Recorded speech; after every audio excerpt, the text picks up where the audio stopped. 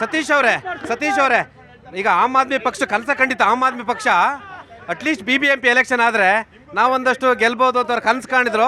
ಬಹುಶಃ ಗ್ರೇಟರ್ ಬೆಂಗಳೂರು ಆಗೋದ್ರಿಂದ ನಿಮ್ಮ ಕನಸಿಗೆ ರೆಕ್ಕೆ ಪುಕ್ಕ ಬಂದು ಅಕ್ಕಿ ಥರ ಹರಾಡ್ಬೋದು ಅನಿಸುತ್ತೆ.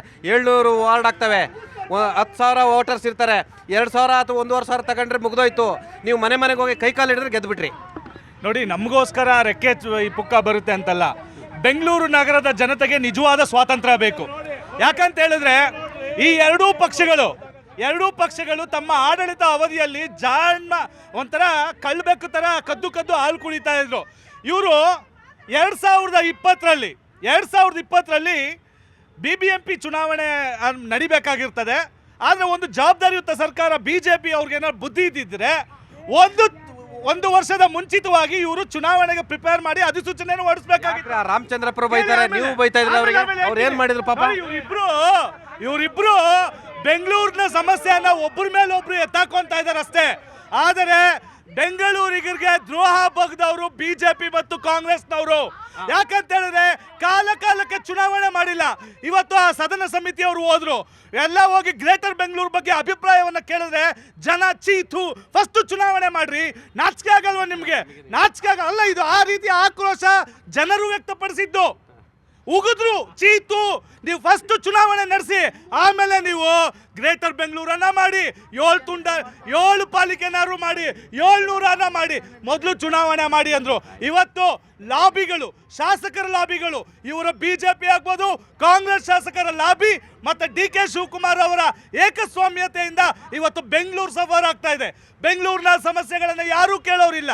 ಇದೇ ರೀತಿ ಈ ಪಕ್ಷಗಳು ಒಬ್ಬರ ಮೇಲೆ ಒಬ್ರು ನೋಡಿ, BJP ಅವರಿದ್ದಾಗ ಕಾಂಗ್ರೆಸ್ನವ್ರು ಹೋಗಿ ಪಿಟಿಷನ್ ಹಾಕ್ತಾರೆ, ಕಾರ್ಪೊರೇಟ್ ಸದಸ್ಯರು. ಇವತ್ತು ಕಾಂಗ್ರೆಸ್ ಗೌರ್ಮೆಂಟು ಇಲ್ಲಿದೆ, BJPನವ್ರು ಹೋಗಿ 18 ಜನ ವಕೀಲರನ್ನ ಹಿಡ್ಕೊಂಡೋಗಿ ಹಾಕ್ತಾರೆ. ಇವ್ರಿಗೆ ಚುನಾವಣೆ ಮಾಡೋದಾದ್ರೆ ನೀವು ಗ್ರೇಟರ್ ಬೆಂಗಳೂರನ್ನ ಬೇಕಾದ್ರೆ ಇನ್ನು 5 ವರ್ಷ ಬಿಟ್ಟು ಮುಂದಕ್ಕೆ ಹಾಕೊಳ್ಳಿ.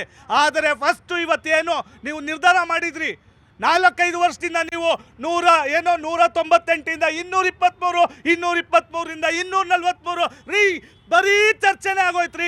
ಚುನಾವಣೆ ಮಾಡ್ರಿ, ಬೆಂಗಳೂರಿಗೆ ಚುನಾವಣೆ ಮಾಡ್ರಿ. ಎಷ್ಟು ನೊಂದಿದಾರ್ರಿ ಅವರು. ಎಲೆಕ್ಷನ್ ಇಲ್ಲ ಬೇಡ್ರಿ ಆಮ್ ಆದ್ಮಿ ಪಾರ್ಟಿ, ಆಯ್ತಾ? ದಯಮಾಡಿ BPACನವ್ರು ನಮ್ಮ ಜೊತೆ ಇದ್ದಾರೆ. Bangalore political action committee, public action committee ಅಂತ ನಾನು ಕರಿಬೇಕಾಗುತ್ತೆ. ನೀವು ಪೊಲಿಟಿಕಲ್ ಅಂತ ಇಟ್ಕೊಬಿಟ್ಟಿದ್ದೀರಾ. ನಾವು ನಿಮ್ಮನ್ನು ರಾಜಕೀಯವಾಗಿ ನೋಡಬೇಕಾ?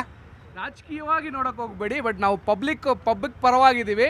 ಜೊತೆಗೆ ರಾಜಕೀಯವಾಗಿ ನಾವು ಟ್ರೈನಿಂಗ್ ಮಾಡೋದ್ರಿಂದ ಹೊರಗಡೆ ಇಲ್ಲ. ಎಸ್ ಬ್ರದರ್, ಗ್ರೇಟರ್ ಬೆಂಗಳೂರು ಹೆಸರಿನಲ್ಲಿ ಬೆಂಗಳೂರಿನ 7 ವಿಭಾಗಗಳಿಗೆ ವಿಂಗಡಣೆ ಮಾಡಿ 7 ಮೇಯರ್ಗಳನ್ನ ಮಾಡುವಂಥದ್ದು ಇದು ಬೆಂಗಳೂರಿಗೆ ಅನುಕೂಲ. ಯಾಕಂದರೆ ನೀವು ಬೆಂಗಳೂರು ವಿಚಾರವಾಗಿ ತಾವು BPAC ಅವರು ಹೋರಾಟಗಳನ್ನ ಮಾಡ್ತೀರಾ, ಸಂಘಟನೆಗಳನ್ನ ಮಾಡ್ತೀರಾ, ಸಂವಾದಗಳನ್ನ ಮಾಡ್ತೀರಾ. ಇದು ಸಾಧಕ ಬಾಧಕ ಏನು ನಿಮ್ಮ ಸರ್? ಏನಂದರೆ ಭಾಳಷ್ಟು ಜನಕ್ಕೆ ಗ್ರೇಟರ್ ಬೆಂಗಳೂರು ಗವರ್ನೆನ್ಸ್ ಬಿಲ್ ಬಗ್ಗೆನೇ ಅರ್ಥ ಆಗಿಲ್ಲ ಅಂತ ಅನಿಸುತ್ತೆ. ಗ್ರೇಟರ್ ಬೆಂಗಳೂರು ಗವರ್ನೆನ್ಸ್ ಬಿಲ್ ಆಗಿ ಆ್ಯಕ್ಟ್ ಆಗಿ ಪಾಸ್ ಆದಮೇಲೆ ಗ್ರೇಟರ್ ಬೆಂಗಳೂರು ಅಥಾರಿಟಿ ಅಂತ ಬರುತ್ತೆ. ನಮಗೆ BWSSB ಬಂದು BBMP ಬಂದ್ಬಿಟ್ಟು ರೋಡ್ ಹಾಕುತ್ತೆ, BWSSB ಬಂದ್ಬಿಟ್ಟು ಅಗಿಯುತ್ತೆ, ಬೆಸ್ಕಾಂ ಬಂದ್ಬಿಟ್ಟು ಅಗಿಯುತ್ತೆ, ರೋಡ್ ಸಮಸ್ಯೆ ಇರಲ್ಲ, ದೊಡ್ಡ ಪ್ಲಾನಿಂಗ್ ನಡೆಯಲ್ಲ. ಅದಕ್ಕೋಸ್ಕರನೇ ಸರ್ಕಾರ ಯೋಚನೆ ಮಾಡಿ greater Bengaluru governance bill, greater Bengaluru authority ಅಂತ ತಂದಿದ್ದು. ಆ ಅಥಾರಿಟಿಯಲ್ಲಿ ಏನಾಗುತ್ತೆ ಅಂತ ಹೇಳಿದ್ರೆ, ಬೆಂಗಳೂರು BBMP ಎಷ್ಟು ಸ್ಕ್ವೇರ್ ಕಿಲೋಮೀಟರ್ ಇದೆ ಸರ್? 800 ಸ್ಕ್ವೇರ್ ಕಿಲೋಮೀಟರ್ ಇದೆ. 1,40,00,000 ಜನ ಇಲ್ಲಿ ಬದುಕ್ತಾರೆ. ಅಲ್ಲಿ ಒಬ್ಬ ಮೇಯರ್ ಕೈಯಲ್ಲಿ, ಒಬ್ಬ ಕಮಿಷನರ್ ಕೈಯಲ್ಲಿ ಆಳಕ್ಕಾಗುತ್ತಾ? ಅದಕ್ಕೋಸ್ಕರ ಬೆಂಗಳೂರು ವಿಂಗಡಣೆ ಆಗಬೇಕು. ಇದು ಯಾರು ತುಂಡು ಅಲ್ಲ, ಇದು ಬೆಂಗಳೂರು ಆಡಳಿತಾತ್ಮಕವಾಗಿ ವಿಂಗಡಣೆ ಆಗ್ತಾ ಇದೆ. ಈ ವಿಂಗಡಣೆ ಆದಾಗ ಇದನ್ನ ರೀಸ್ಟ್ರಕ್ಚರಿಂಗ್ ಆಗುತ್ತೆ. ಈ ರೀಸ್ಟ್ರಕ್ಚರಿಂಗ್ ಸಪೋರ್ಟ್ ಮಾಡಬೇಕು ಸರ್. ನಾವು ಸಹ ಇದಕ್ಕೆ ಕೆಲವು ಸಲಹೆಗಳನ್ನ ಕೊಡ್ತೀವಿ. ಹಂಗಂತ ಬಿಲ್ಲೇ ಬೇಡ ಅಂತಲ್ಲ, ಬಿಲ್ ಬೇಕು. ಯಾಕಂದರೆ ಜನಗಳಿಗೋಸ್ಕರ ಬಿಲ್ ಬೇಕು. ಜನಗಳು ತುಂಬ ಸಫರ್ ಮಾಡ್ತಿದ್ದಾರೆ. ಇಲ್ಲಿ ಪ್ರತಿ ಸಮಸ್ಯೆಗಳಿದೆ, ಆ ಸಮಸ್ಯೆಗಳನ್ನ ಸಫರ್ ಮಾಡ್ತಿದ್ದಾರೆ. ಅದಕ್ಕೋಸ್ಕರ ಬಿಲ್ ಬೇಕು. ಆದರೆ ಸಮಸ್ಯೆಗಳಿಗೆ ನಾವು ಸಜೆಷನ್ ಕೊಡಬೇಕು. ಅದು ಬಿಟ್ಟು ಬಿಲ್ನ ವಿರೋಧ ಮಾಡ್ತೀವಿ. ಇಲ್ಲಿ ಏನಾಗಿದೆ ಅಂತ ಹೇಳಿದ್ರೆ, ನೀವು ಮಾಡಿಲ್ಲ ನಾವು ಮಾಡಿಲ್ಲ ಅನ್ನೋದಲ್ಲ, ಇಲ್ಲಿ ಜನಗಳ ಪರವಾಗಿ ಯಾರು ಯೋಚನೆ ಮಾಡ್ತಾ ಇಲ್ಲ. ಅದೇ ಪ್ರಾಬ್ಲಮ್. ಅಂದ್ರೆ BJP, ಕಾಂಗ್ರೆಸ್, ಆಮ್ ಆದ್ಮಿ 3 ಯೋಚನೆ ಮಾಡ್ತಾ ಇಲ್ವಾ ಸರ್? ಅವರಲ್ಲಿ ಎಲ್ಲರೂ ಯೋಚನೆ ಮಾಡ್ತಾ ಇದ್ದಾರೆ. ಆದರೆ ಅವರ ಯೋಚನೆ ಜಾಸ್ತಿ ಆಗಿದೆ ಹೊರತು ಜನಗಳ ಯೋಚನೆ ಕಮ್ಮಿ ಆಗಿದೆ. ಅಂದ್ರೆ ಗ್ರೇಟರ್ ಬೆಂಗಳೂರು ಹೆಸರಿನಲ್ಲಿ 7 ವಿಭಾಗ ಮಾಡೋದಕ್ಕೆ BPAC ಬೆಂಬಲ ಕೊಡುತ್ತೆ ಸರ್. ಗ್ರೇಟರ್ ಬೆಂಗಳೂರಲ್ಲಿ ರೀಸ್ಟ್ರಕ್ಚರಿಂಗ್ ಹಾಕೋಕ್ಕೆ BPAC ಬೆಂಬಲ ಕೊಡುತ್ತೆ. ಯಾಕೆ ಅಂತ ಹೇಳಿದ್ರೆ, ಬೆಂಗಳೂರು ವಿಭಾಗಗಳಾಗಬೇಕು. ಅಂದರೆ ನಾರ್ತು, ಸೌತು, ಸೆಂಟ್ರಲ್ಲು, ವೆಸ್ಟು ಈ ರೀತಿ ಆದಾಗ ಇದಾಗುತ್ತೆ. ಅಲ್ಲಿ 7 ವಿಭಾಗಗಳು ಅಂತ ಹೇಳಿಲ್ಲ, ಬೆಂಗಳೂರು ಅಪ್ ಟು 7 ಮಾಡ್ಬೋದು ಅಂತ ಹೇಳಿದ್ದಾರೆ. ಇಲ್ಲಿ 1, 4 ಆಗ್ಬೋದು, 5 ಆಗ್ಬೋದು. ಸರ್ ನೀವೇ ಹೇಳ್ತಾ ಇದ್ರಿ ಈ 30,000 ಜನ ವೋಟರ್ಸ್ ಇದ್ದಾರೆ ಅಂತ ಹೇಳಿದ್ರೆ ಒಬ್ಬ ಕಾರ್ಪೊರೇಟರ್ ಕೈಯಲ್ಲಿ ಹೆಂಗ್ ಮಾಡೋಕ್ಕಾಗುತ್ತೆ ಸರ್? 10,000 ಜನ 20,000 ಜನ ಇದ್ರೆ ಅವನೊಂದು ಒಳ್ಳೆ ಆಡಳಿತ ಕೊಡ್ತಾನೆ. Irrespective of political party, Congress ಬರ್ಬೋದು, JDS ಬರ್ಬೋದು, BJP ಬರ್ಬೋದು, ಬರ್ಬೋದು, ಯಾರೇ ಆಡಳಿತ ನೀವು ಬರ್ಬೋದು, ನಾವು ಅಂದ್ರೆ ಇಂಡಿಪೆಂಡೆಂಟ್ಗಳು ಬರ್ಬೋದು, ಎಲ್ಲರೂ ಎಸ್. ಎಲ್ಲ ಒಂದು ಕಡೆ ಅವ್ರು ಹೇಳಿದ್ರು, ಅವರು 30,000 ಮತದಾರರು ಇರ್ತಾರೆ, ಕಾರ್ಪೊರೇಟರ್ಗಳಿಗೆ ಕೆಲಸ ಮಾಡೋಕ್ಕಾಗಲ್ಲ, 10,000 ಇದ್ರೆ ಮಾಡೋಕ್ಕೆ ಅನುಕೂಲ ಅಂತೇಳಿ BPAC ಬೆಂಗಳೂರು, ಗ್ರೇಟರ್ ಬೆಂಗಳೂರು ಆದರೆ ಒಳ್ಳೇದು ಅಂತ ಹೇಳ್ತಾರೆ. ಆಡಳಿತಾತ್ಮಕವಾಗಿ ಇದು ಅನುಕೂಲ ಆಗುತ್ತೆ ಎಂಬ ಮಾತನ್ನು ಕೂಡ ಹೇಳ್ತಿರ್ತಕ್ಕಂಥದ್ದು. ನಾನು ನಿಮ್ಮನ್ನು ಮಾತಾಡ್ತೀನಿ, ನಿಮ್ಮ ನಾಯಕರುಗಳನ್ನ ಮಾತಾಡ್ಸಿ ಹೋಗ್ತೀನಿ. ಆ ಥರ ಅವ್ರು ಏನಾದರೂ ಮಾಡಬೇಕು ಅಂತಂದರೆ ಕರ್ನಾಟಕದಲ್ಲಿ ಕೂಡ CMಗಳು ಕೂಡ 3 ಮಾಡಬೇಕಾಗತ್ತೆ ಇವ್ರು ಹೇಳೋ ಥರ ನೋಡಿದರೆ. ಹೌದು, ಇಲ್ಲಿಗೊಂದು ಉತ್ತರ ಕರ್ನಾಟಕಕ್ಕೆ ಒಬ್ಬರು ಬೇಕು, ದಕ್ಷಿಣ ಕರ್ನಾಟಕಕ್ಕೆ ಒಬ್ಬರು ಬೇಕು, ಈ ಥರ ಒಬ್ಬರು ಡಿವೈಡ್ ಮಾಡ್ಕೊಳ್ತಾ ಹೋದರೆ ಇವ್ರು ಹೇಳೋ ಥರ ಆಮೇಲೆ ಎಲ್ರಿಗೂ ದುಡ್ಡು ಮಾಡೋದಕ್ಕೊಂದು ಒಂಥರ ಇದು ಲಾಭಿ ಅಷ್ಟೇ, ಇನ್ನೇನಿಲ್ಲ. ಎಲ್ಲ ಒಂದು ಕಡೆ ಆಡಳಿತಾತ್ಮಕ ದೃಷ್ಟಿಯಿಂದ ಇದು ಅನುಕೂಲ ಆಗಲ್ವಾ? ಸರ್, ಅನುಕೂಲ ಇದು ಆಗ್ತಾ ಇರೋದು ಬರೀ ಕಾಂಗ್ರೆಸ್ಗೆ ಮಾತ್ರ. ಇಷ್ಟು ವರ್ಷ ಇಲ್ಲದೆ ಇರೋ ಇವ್ರದ್ದು ಏನದು ಬೃಹತ್ ಬ್ಯಾಂಗ್ಳೂರನ್ನ ಗ್ರೇಟ್ ಬ್ಯಾಂಗ್ಳೂರು ವಿಭಾಗಗಳು ಮಾಡೋದು, ಇಷ್ಟು ವರ್ಷ ಕಾಂಗ್ರೆಸ್ ಅವರು ಆಡಳಿತ ನಡೆಸಿದ್ರಲ್ಲ, ಅವಾಗ ಇರ್ಲಿಲ್ವಾ ತಲೆ? ಅವಾಗಿರ್ಲಿಲ್ವಾ? ಒಂದು ಎರಡನೇದು ಇರ್ರಿ ಮಾತಾಡಕ್ ಬಿಡಿ. ಎರಡನೇದು ಇವ್ರದ್ದು ಐಡಿಯಾ ಏನ್ ಗೊತ್ತಾ? ಗ್ಯಾರಂಟಿ ಎಲ್ಲ ಹಾಕಿ ಉಂಡೆನಮ ಹಾಕಿದ್ದಾರೆ. ಈಗ ಗ್ರೇಟರ್ ಬೆಂಗಳೂರಲ್ಲಿ ವಿಭಾಗಗಳನ್ನ ಮಾಡಿ ಯಾವ್ಯಾವುದು ಗಂಟು ದೋಚ್ಬೋದು ನಾವು ಅನ್ನೋದನ್ನ ಈ ಕಾನ್ಸೆಪ್ಟ್ನ ತಗೊಂಡು ಬರ್ತಾ ಇದ್ದಾರೆ. ವಿಭಾಗಗಳು ಮಾಡೋದು, ನಮಗೆ ವಿಭಾಗಗಳು ಬೇಡ. ಹಂಗೆ ಹೇಳಂಗಿದ್ರೆ ನಾವ್ ಯಾಕ್ರಿ ಹೋಗ್ಬೇಕು? ಟ್ಯಾಕ್ಸ್ ಕಟ್ಟಿಲ್ವಾ? ಚಿದಾನಂದ್, ಇಷ್ಟು ಒಂದೂವರೆ ವರ್ಷದಿಂದ ಕಸದ ಸಮಸ್ಯೆ ಇದೆ, ನೀರಿನ ಸಮಸ್ಯೆ ಇದೆ, ರೋಡ್ಗಳು ಡೆವಲಪ್ ಆಗಿಲ್ಲ, ಗೌರ್ಮೆಂಟ್ ಹಾಸ್ಪಿಟ್ಲಿಗಿಲ್ಲ, ಎಜುಕೇಶನ್ಗೆ ಒಂದಿಲ್ಲ, ಯಾವುದು ಇಲ್ಲ ಅಂತ ಗೌರ್ಮೆಂಟ್ ಇವ್ರದು. ಅರ್ಥ ಆಯ್ತಾ? ಜನ ಮನೋರೆ, ಎಲ್ಲ ಒಂದು ಕಡೆ ಒಂದು 700 ಜನ BBMP ಸದಸ್ಯರಾಗ್ಬೋದು. ನಿಮ್ಮಂತರು ಕೂಡ ಎಲ್ಲ ಒಂದು ಕಡೆ ಚುನಾವಣೆಯಲ್ಲಿ ಅವಕಾಶ ಸಿಗಲ್ವಾ? ಸರ್, ರೋಡ್ ತುಂಬಾ ಅವ್ರದೇ ಕಾರ್ ಇರುತ್ತೆ ಆಗ. ಈಗ ಸರ್, ಮೂಲ ಏನು ಅಂದ್ರೆ ಕಾಂಗ್ರೆಸ್ಸಿನ ಸಂಸ್ಕೃತಿ ಏನಂದ್ರೆ ಅವಾಗ ದೇಶ ಹೊಡಿತು, ಇವಾಗ ಏನ್ ಮಾಡ್ತಿದ್ದಾರೆ, ನಗರ ಹೊಡಿತಿದ್ದಾರೆ.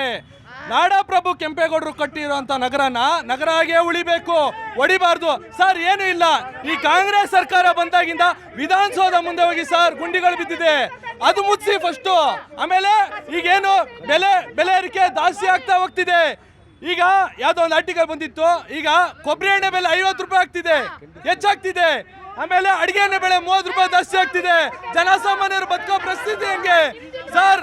ರೋಡಲ್ಲಿ ಓಡಾಡಕ್ಕಾಗಲ್ಲ ಸರ್. ಟ್ರಾಫಿಕ್ ಸಮಸ್ಯೆ ದಿನೇ ಕಳೀತಾ ಅತಿ ಹೆಚ್ಚು ಆಗ್ತಿದೆ. ಆಮೇಲೆ ಮೆಟ್ರೋ ಪ್ರಯಾಣಿಕರ ದರ ಕುಸಿದಿದೆ, 3 ಲಕ್ಷ ಪ್ರಯಾಣಿಕರ ದರ ಕುಸಿದಿದೆ. ಯಾಕೆ? ಬೆಲೆ ಏರಿಕೆ ಕಾರಣದಿಂದ. ಈ ರೀತಿ ಮಾಡ್ತಾವ್ರೆ ಹೆಂಗೆ ಸರ್? ಇವರು ದೋಚೋಕೆ ಈ ರೀತಿ ಮಾಡ್ತಾ ಇದ್ದಾರೆ. ಮೇಡಮ್, ಎಲ್ಲೊಂದು ಕಡೆ ಆಡಳಿತಾತ್ಮಕ ದೃಷ್ಟಿಯಿಂದ ಇದು ಅನುಕೂಲ ಆಗಲ್ವಾ? ಎಲ್ಲಾಗುತ್ತೆ ಸರ್. ಮಾನ್ಯ DCM ಅವರು ಹೇಳ್ತಾ ಇದ್ರು ಏನಂತ, ಇನ್ನು 2 ವರ್ಷ ಆದ್ರೂ ನಮ್ಮ ಟ್ರಾಫಿಕ್ ವ್ಯವಸ್ಥೆನ ಮಾಡಕ್ಕಾಗಲ್ಲ ಅಂತ ಹೇಳ್ತಾ ಇದ್ರು. ಕೇಳಿ, KR ಪುರಂ ರೋಡಲ್ಲಿ 1 ಕಿಲೋಮೀಟರ್ ಕ್ರಮಿಸ್ಬೇಕಂದ್ರೆ ಮಿನಿಮಮ್ 1 ಅವರ್ ಬೇಕು. ಫಸ್ಟ್ ಟ್ರಾಫಿಕ್ ಸಮಸ್ಯೆ ಪರಿಹಾರ ಮಾಡಿ. DCM ಅವರೇ, ನೀವೇ ಖುದ್ದಾಗಿ ಹೇಳ್ತಾ ಇದ್ದೀರಿ ಈ ಟ್ರಾಫಿಕ್ ಸಮಸ್ಯೆ ಇನ್ನು 5 ವರ್ಷ ಇದ್ರು ನಾವೇನು ಮಾಡಕ್ಕಾಗಲ್ಲ ಅಂತ. ಆಗಲ್ಲ ಅಂದ್ರೆ ರಾಜೀನಾಮೆ ಕೊಟ್ಟು ಹೋಗ್ರಿ. ಏನಕ್ರಿ 136 ಸೀಟ್ ತಗೊಂಡು ಬಂದಿದ್ದೀರಲ್ಲ, ಸಮಸ್ಯೆ ಪರಿಹಾರ ಮಾಡಕ್ಕಾಗಿಲ್ಲ ಅಂದ್ರೆ ದಯವಿಟ್ಟು ರಾಜೀನಾಮೆ ಕೊಡಿ. ಬೆಂಗಳೂರಿನ ರಸ್ತೆ ಗುಂಡಿಗಳನ್ನ ಮುಚ್ಚಿ, ಭ್ರಷ್ಟಾಚಾರವನ್ನು ಕಡಿಮೆ ಮಾಡಿ, ಬೆಂಗಳೂರಿನ ಅಭಿವೃದ್ಧಿ ಮಾಡಿ, ಆಮೇಲೆ ನೀವು ಗ್ರೇಟರ್ ಅಂತೇಳಿ ಭಾರತೀಯ ಜನತಾ ಪಕ್ಷ ಸ್ನೇಹಿತರು ಹೇಳ್ತಾರೆ. ನಾನು ಇವ್ರನ್ನ ಮಾತಾಡ್ಸ್ಕೊಂಡು ನಿಮ್ಮನ್ನೆಲ್ಲರೂ ಮಾತನಾಡಿಸ್ತೀನಿ. ಬ್ರದರ್, ಪಾಪ ನಿಮಗೆ ನಿಮ್ಮ ನಾಯಕರು ಮಾಡ್ತಕ್ಕಂಥ ಭ್ರಷ್ಟಾಚಾರ, ನಿಮ್ಮ ನಾಯಕರು ಮಾಡ್ತಕ್ಕಂಥ ಹಗರಣಗಳು, ನಿಮ್ಮ ಸರ್ಕಾರದ ಅಪಸವ್ಯಗಳು ಎಲ್ಲವನ್ನು ಪಾಪ ನಿಮ್ಮಂಥ ಆನೆಸ್ಟ್ ಕಾರ್ಯಕರ್ತರು ಬಂದು ಇಲ್ಲಿ ಡಿಪೆಂಡ್ ಮಾಡ್ಕೊಂಡಿರ್ತಾರೆ. ನಿಮ್ಗೆ ಯಾರಿಗೂ ಅಧಿಕಾರ ಇಲ್ಲ. ಬಹುಶಃ ಇದರಿಂದ ನಿಮ್ಗೊಂದಷ್ಟು ಅಧಿಕಾರ ಸಿಗ್ಬೋದಂತ ಆಸೆ ಏನಾದರೂ ಇದೆಯಾ? ಸರ್, ಇಲ್ಲಿ ಅಧಿಕಾರ ಆಸೆಗಿಂತ ಬೆಂಗಳೂರು ಒಳಿತೆ ನಮ್ಮ ಮೂಲ ಗುರಿ. BJP ಅವರ ಕೊಡುಗೆ ಏನ್ರಿ ಗ್ರೇಟರ್ ಬೆಂಗಳೂರು, ಬ್ರ್ಯಾಂಡ್ ಬೆಂಗಳೂರು ನೋಡ್ರಿ, ರಸ್ತೆಗಳು ಏನ್ರಿ ಇದು? ಎಲ್ಲ ಕಾರ್ಯಕ್ರಮಕ್ಕೂ ವಿರೋಧ ಇದ್ದೇ ಇರುತ್ತೆ, ವಿರೋಧ ಇದ್ದೇ ಇರುತ್ತೆ. BJPಗರು ವಿರೋಧ ಪಕ್ಷದ ವಿರೋಧ ಮಾಡಲಿ, ಸಂತೋಷ. ಸರ್ ಬೆಂಗಳೂರಿಗೆ ಕೊಡುಗೆ ಕಾಂಗ್ರೆಸ್. ಅವ್ರು 20 ವರ್ಷ ಮುಂಚೆ ಅಷ್ಟೇ 2008 ಸಮ್ಮಿಶ್ರ ಸರ್ಕಾರ ಮಾಡಿದವರು. ಅವ್ರಿಗೆ ಬೆಂಗಳೂರು ಬಗ್ಗೆ ಗಂಧ ಗಾಳಿ ಗೊತ್ತಿಲ್ಲ. ನಾನು ಅವ್ರಿಗೆ ಹೋಗಿರಿ, ಮೈಕಿಗೆ ಹೋಗಿಬೇಡಿ. ಇಲ್ಲ ಅವ್ರಿಗೆ ಹೋಗಿತ್ತೆ, ಗಂಧ ಗಾಳಿ ಎರಡೂ ಗೊತ್ತಿಲ್ಲ. ನಾನೇನು ಹೇಳ್ತಾ ಇದ್ದೀನಿ ಅಂದರೆ, ಸರ್ ನಿಜವಾಗ್ಲೂ 90 ವಾರ್ಡು ಅವಾಗ ಬೆಂಗಳೂರು ಮುನ್ಸಿಪಲ್ ಇತ್ತು. BMC ಇತ್ತು ಬೆಂಗಳೂರು ಮುನ್ಸಿಪಲ್ ಇದ್ದಾಗ 98 ವಾರ್ಡ್ ಇತ್ತು. ನಂತರ 198 ವಾರ್ಡ್ ಆಯಿತು, BBMP ಆಯಿತು. ಅವಾಗ ಆ ಕಾಲಕ್ರಮೇಣ ನಗರ ಹೆಂಗೆ ಬೆಳೀತಾ ಇದೆಯೋ ಅದ್ರ ತಕ್ಕನಾಗೆ ವಾರ್ಡು ದೊಡ್ಡದಾಗುತ್ತೆ ಸರ್. ಅವ್ರಿಗೆ ಆ ಕಾಮನ್ ಸೆನ್ಸ್ ಇಲ್ಲ.